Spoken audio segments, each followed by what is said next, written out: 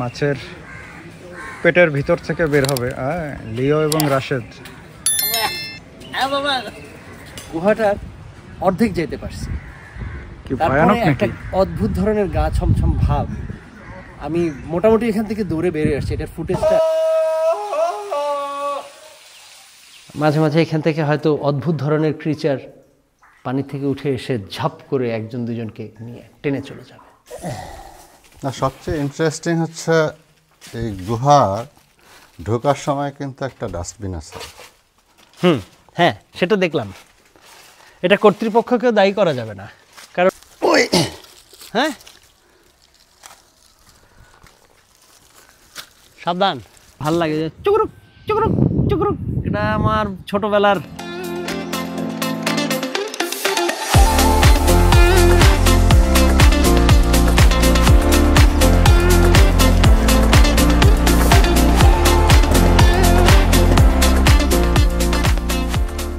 সুপ্রভাত সুপ্রিয় দর্শক, কক্সবাজার ভ্রমণের তৃতীয় পর্বে আপনাদেরকে স্বাগত জানাচ্ছি।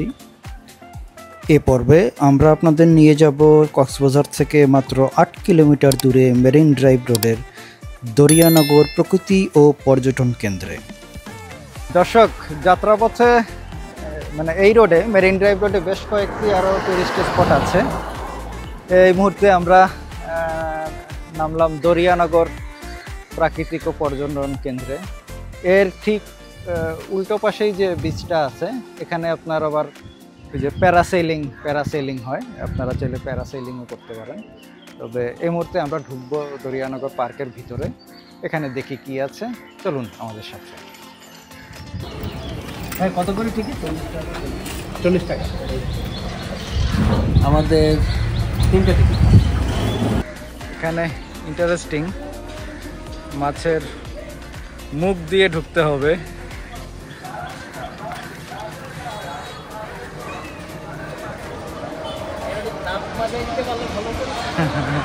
এই যে মাছের মুখ দিয়ে আমরা ঢুকে পড়লাম।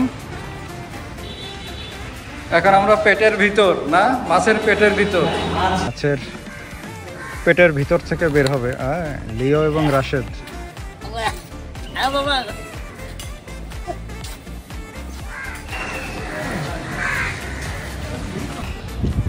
এখানে বসার মতো সুন্দর একটা জায়গা আছে। আচ্ছা, এখানে একটা ভিতরে আমরা যেখানে যাব, এখানে একটা কেভ আছে, প্লাস একটা গিরিখাতের মতো একটা আছে না? ছোটখাটো আছে।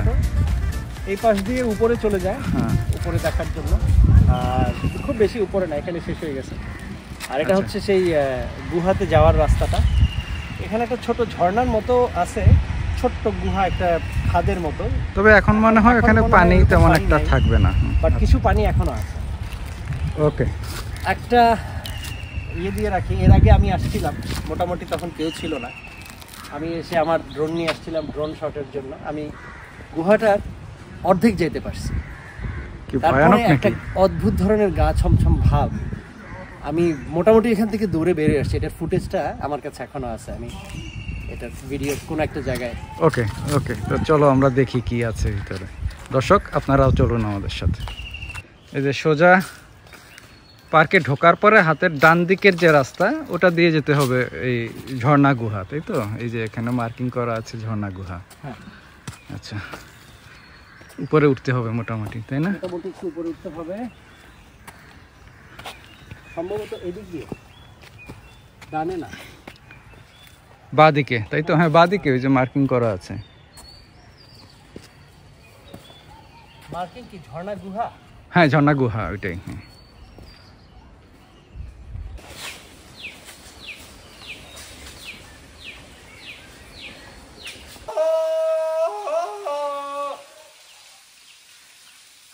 কি টারজান কোত্থেকে আসলো? ভদ্র টারজান। ও আচ্ছা, ভদ্র টারজান। ওকে,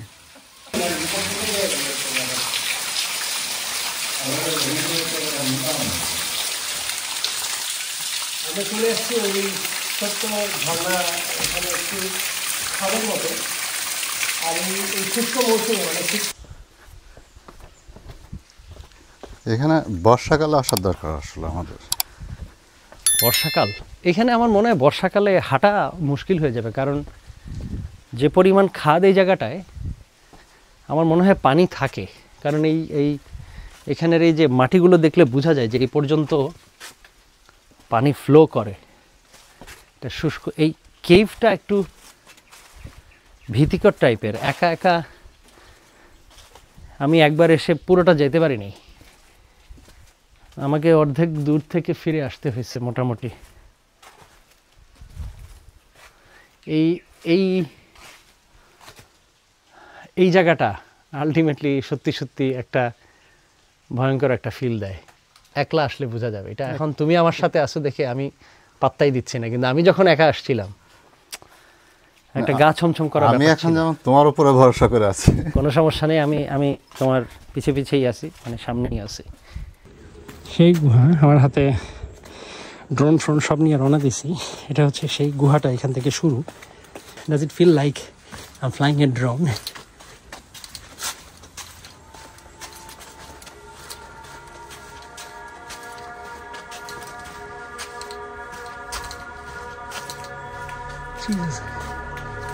আমি আর যাইতাম না ভাই,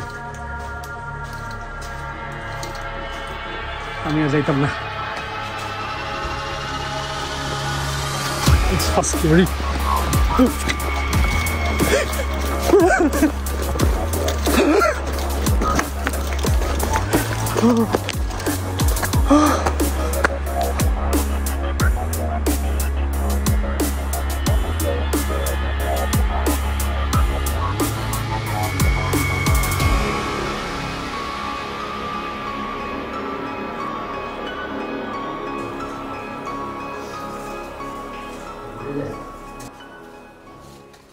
আমি আর আমার বন্ধু মোটামুটি এই গুহাটার শেষ মাথায় চলে আসছি। তো এটার এই আঁকাবাঁকা জায়গাটা, এত ছোট জায়গা থেকে আঁকাবাঁকা জায়গাটায় আসলেই একা আসলে গা ছমছম করা একটা ব্যাপার আছে, এবং খুব বেশি লম্বা না গুহাটা, খুব কঠিনও না, কিন্তু গুহাটার স্ট্রাকচারটা বেশ ইন্টারেস্টিং। বিশেষ করে গুহার শেষ মাথাটা, হ্যাঁ, এটা একটু মানে ইংলিশ মুভির মতো আর কি, মনে হয় যেন এখানে এই পানিতে সামথিং, মানে এই পানিটা মনে হচ্ছে যে আরেকটা কানেক্টিং ওয়ে, পানি পথে না, এখানে ডুব দিয়ে আবার সামওয়্যার ওঠা যাবে, কিন্তু আসলে এটা হচ্ছে আরেকটা কোনো গুহায় উঠবো আমরা। আরেকটা কোনো গুহায়। মাঝে মাঝে এখান থেকে হয়তো অদ্ভুত ধরনের ক্রিচার পানি থেকে উঠে এসে ঝাপ করে একজন দুজনকে নিয়ে টেনে চলে যাবে। অদ্ভুত কিছু না, আমরা তো ভাই নেটফ্লিক্স দেখে অস্থির। ইন্টারেস্টিংলি আমার মনে হয় যে এটার ইতিহাস ঘাটলে দেখা যাবে যে এই গুহাটা আগে আরো ছোট ছিল, এটা সময়ের সাথে সাথে গুহার সাইজটা মনে হয় পেছনের দিকে সরে যাচ্ছে। আচ্ছা, এখানে একটা জিনিস কি, এগুলো কিন্তু পাথর না, এটা মাটি, এবং এইটা কি আসলে ম্যানমেড? কারণ আমি দেখতেছি এটাকে খুব সুন্দর করে এভাবে চেঁচে মানে খাতটা তৈরি করা হয়েছে। আসলে কি এটা মনে হচ্ছে ম্যানমেড টাইপের, কারণ এগুলো পাথর না। সাধারণত পাথর হলে মানে এটা ন্যাচারাল হতো, বাট হতে পারে এটা হতে পারে না। বৃষ্টি হয়, বৃষ্টির পানিগুলো যখন পড়ে গা বেয়ে, তখন এটা আসলে মসৃণ হয়ে যায়। আচ্ছা, তাহলে তুমি বলছো এটা ম্যান মেড না, এটা নেচার মেড। হ্যাঁ, হতে পারে নেচার মেড। এই উপরটা দেখলে বোঝা যায় যে এভাবে করে কেউ যদি আসলে কাটে, এটা এতক্ষণে ভেঙে পড়ার কথা। নেচার ফিজিক্সটা বুঝেই তৈরি করছে। ওকে, ঠিক আছে, তাহলে আমরা বের হয়ে যাই। দর্শকদের কাছে একটা রিকোয়েস্ট, এখানে অনেক ধরনের আবর্জনা আমরা দেখতে পাচ্ছি। অবশ্যই পলিথিন, চিপসের প্যাকেট, বোতল, এই ধরনের এটা আসলে খুবই মানে দুঃখজনক, আনওয়ান্টেড, দুঃখজনক, খুবই কষ্টকর যে এই জিনিসগুলো এখানে ফেলে যায় মানুষ। এটা নিলাম না, এটা যেন কেমন খবিস লাগতেছে।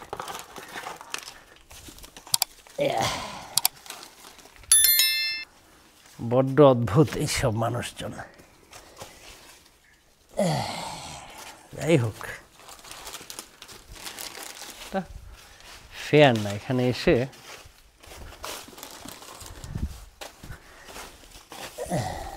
না, সবচেয়ে ইন্টারেস্টিং হচ্ছে এই গুহার ঢোকার সময় কিন্তু একটা ডাস্টবিন আছে। হ্যাঁ, সেটা দেখলাম। এটা কর্তৃপক্ষকেও দায়ী করা যাবে না, কারণ ওরা কিন্তু সচেতনমূলক সুবিধাগুলো দিয়ে দিয়েছে। তা আমাদের অভ্যাসগুলো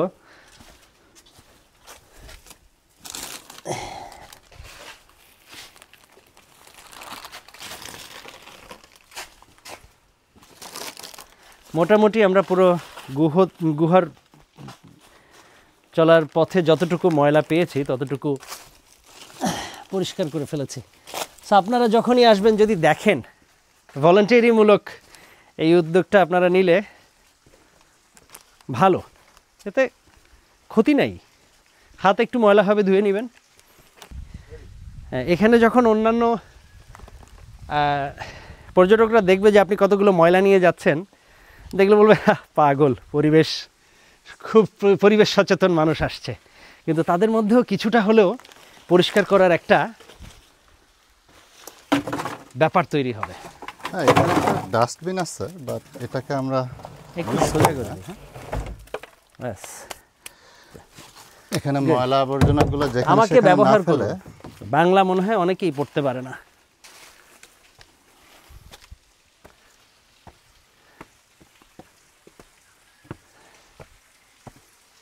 ওই হ্যাঁ, সাবধান। এখানে কি ওইটা একটু, হ্যাঁ তুমি যেখানটা ধরছো ওইটা একটু বাঁকা, সো তোমার একটা কিন্তু সোজা হইতে পারবা না। গ্র্যাভিটেশনাল ফোর্স কিন্তু সবসময় থাকবে, খেয়াল করো। তুমি কিন্তু সোজায় দাঁড়াইতে পারবা না। আমরা এখন, ওখানে লেখা ছিল টাওয়ার, সো আসলে এটা কতটুকু পায়ে হাঁটা পথ দিয়ে টাওয়ারে যেতে পারবো জানি না। একজন ট্যুরিস্ট ওখানে রেস্ট নিচ্ছিল, তো সে বলল যে আসলে পায়ে হাঁটা তেমন সুবিধাজনক পথ নাই টাওয়ারে যাওয়ার, এবং সে চ্যালেঞ্জ করছিল যে আমাদের 3 জনের মধ্যে একজন অন্তত আমরা ওই পর্যন্ত যেতে পারবো না। তো তার ধারণা মতে মনে হলো যে বেশ চড়াই উতরাই পার হয়ে টাওয়ারে যেতে হয়। রওনা দিছি, তো দেখি, আমাদের হাতে বেশি সময় নাই। Follow me.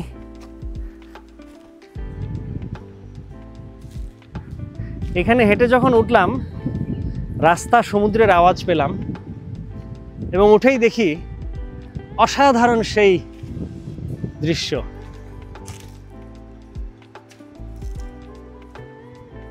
এই সেই অন্তহীন সমুদ্র সৈকত, যেদিকেই তাকানো যায়, হ্যাঁ আরো উপরে উঠে যাচ্ছে। এই জায়গাটা যে এত উপরে, এটা তো আমি জানতাম না।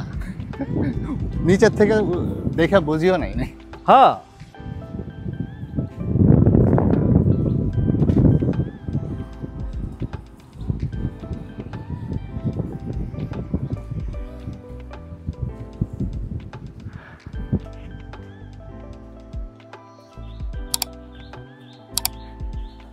আজকে ভাল লাগে যে চুকরুক চুকরুক চুকরুক, এটা আমার ছোটবেলার পাখির আওয়াজ।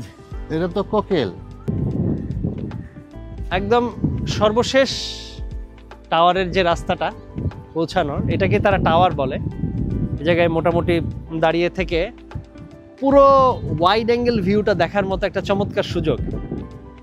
এবং এখান থেকে যে সমুদ্রর কালার, টেক্সচার এবং যেই মানে ইফেক্টটা দেখা যাচ্ছে, এটা অসাধারণ, অসাধারণ।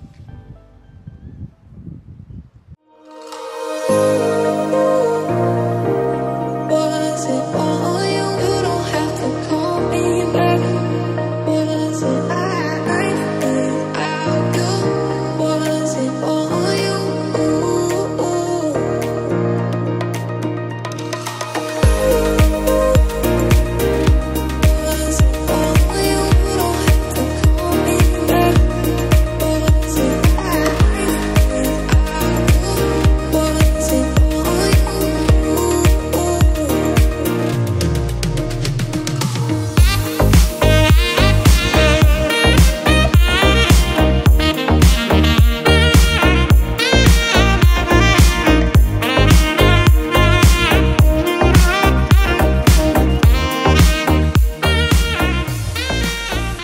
ওকে, আমরা আবার সেই তিমি মাছের পশ্চাৎ দিয়ে ঢুকে যাচ্ছি।